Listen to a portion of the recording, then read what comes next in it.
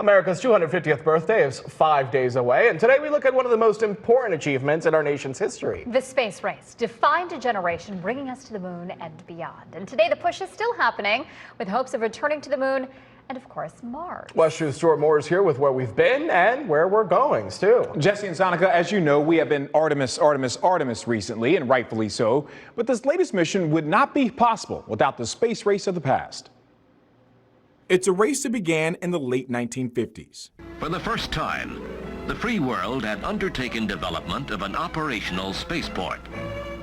Its design and construction was one of the nation's greatest engineering challenges. That spaceport would be at Cape Canaveral, Florida, and the site where the United States would fight back against the Soviet Union, making headway and gaining supremacy in the heavens. But things did not come easy for the U.S. December 6, 1957, the Vanguard rocket blew up at launch. This mishap all while the Soviets piled on first. You are hearing the actual signals transmitted by the Earth-circling satellite, one of the great scientific feats of the age. The first man in space, the first woman in space, first walk outside of a vehicle in space. Landing on the moon was the last big first to be achieved at the time. We choose to go to the moon in this decade and do the other things, not because they are easy, but because they are hard. The nation has come a long way to get to the lunar surface. The 6 Mercury missions from 1959 to 1963, all solo astronaut flights. That's where we saw the launch of American Alan Shepard. On May 5th, 1961, Alan Shepard became the first American in space.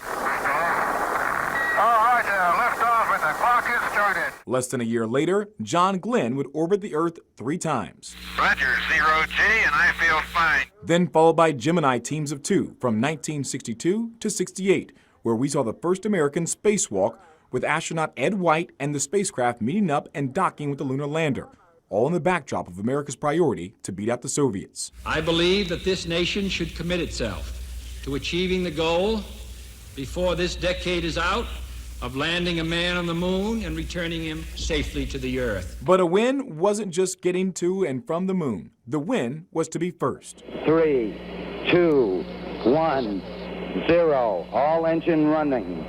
Liftoff. We have a liftoff. And with Apollo 11 taking flight, 4 days later, the world witnessed the first man on the moon. That's one small step for man, one giant leap for mankind. Booster ignition and liftoff. Now the goal is beyond. Crew of Artemis 2. This time, America intends to not just land, but stay on the moon, building a permanent base. Orion, the moon, and the Earth. Guys, NASA's very big on history. You go over there and every manned launch, they have it on the wall inside the Launch Control Tower building. It's not just lost on them that their role in history as well of what they're currently doing, because of course the dream of putting a base on the moon, they want that to become a reality. And how cool that we get a front row seat this time to this history. And you know, anywhere in Central Florida, those size rockets, you're going to see them. Yeah. Oh yeah. That's one of the best parts about living in Central Florida, isn't it? That's awesome. All right, Stu, thanks.